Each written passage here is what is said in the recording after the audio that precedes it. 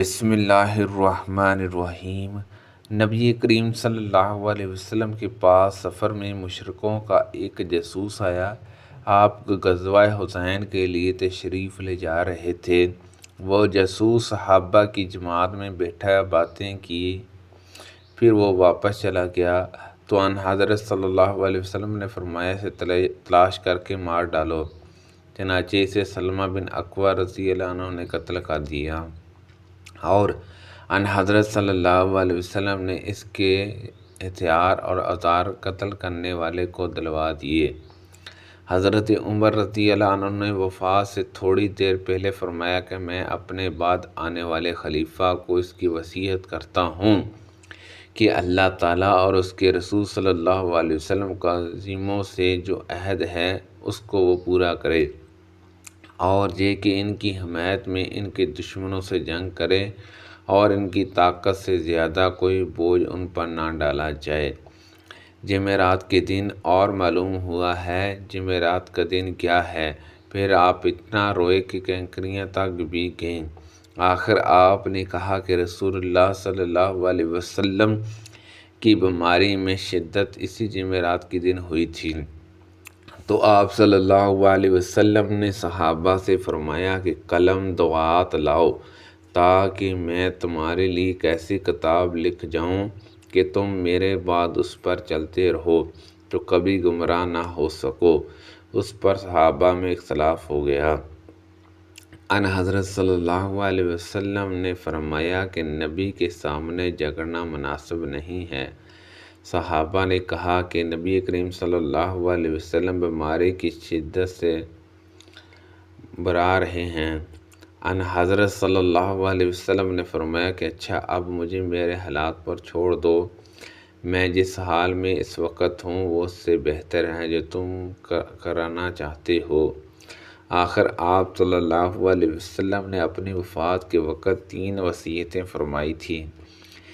یہ مشرکین کو جزیرہ عرب سے باہر کر دینا، دوسرا یہ کہ وفد سے ایسا ہی سلوک کرتے رہنا جیسا میں کرتا رہا، ان کی خاطرداری ضیافت وغیرہ، اور تیسری ہدایت میں بھول گیا۔ اور یعقوب بن محمد نے بیان کیا کہ میں نے مغیرہ بن عبد الرحمن سے جزیرہ عرب کے بارے میں پوچھا تو انہوں نے فرمایا کہ مکہ، مدینہ، جمع اور یمن کا نام جزیرہ عرب ہے۔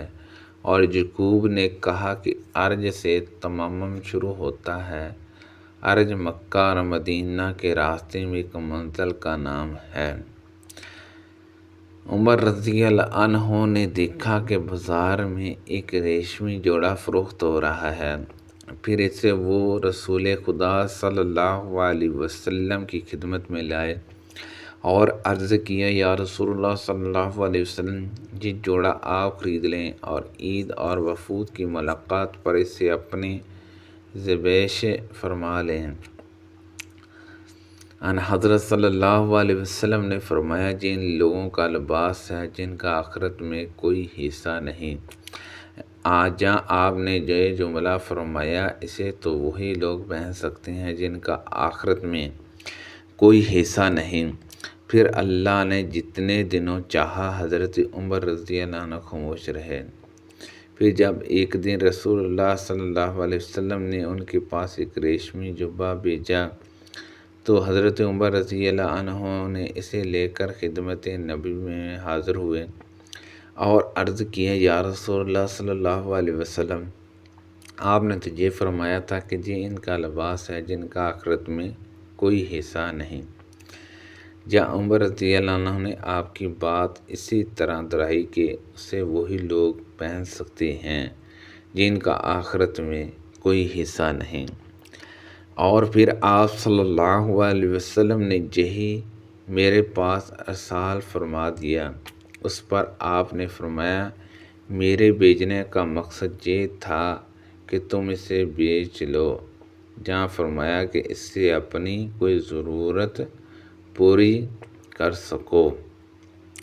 نبی کریم صلی اللہ علیہ وسلم کے ساتھ صحابہ کی ایک جماعت جن میں حضرت عمر رضی اللہ عنہ بھی شامل تھے، ابن زیاد یہودی لڑکے کے جہاں جا رہی تھی، آخر بنو مغالہ ایک انصاری قبیلے کے ٹیلوں کے پاس بچوں کے ساتھ کھیلتے ہوئے اسے ان لوگوں نے پا لیا۔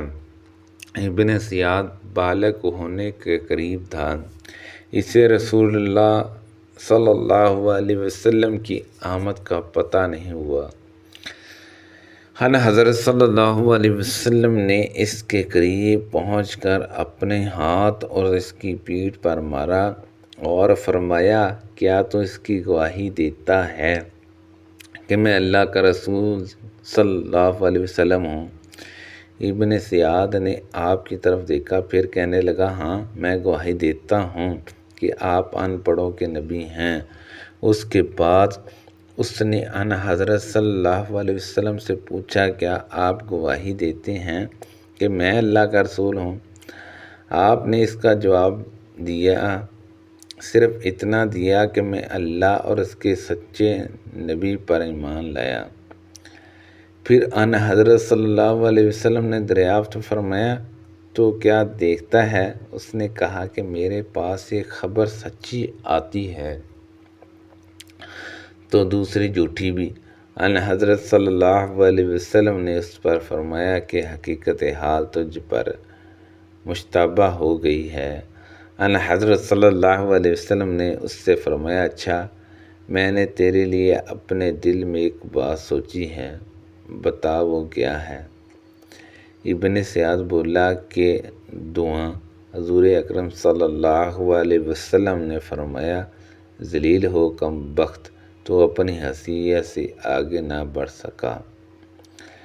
حضرت عمر رضی اللہ عنہ نے عرض کیا، یا رسول اللہ صلی اللہ علیہ وسلم، مجھے اجازت ہو تو میں اس کی گردن مار دوں، اڑا دوں۔ لیکن ان حضرت صلی اللہ علیہ وسلم نے فرمایا، اگر یہ وہی دجال ہے تو تم اس پر قادر نہیں ہو سکتے، اور اگر دجال نہیں ہے تو اس کی جان لینے میں کوئی خیر نہیں۔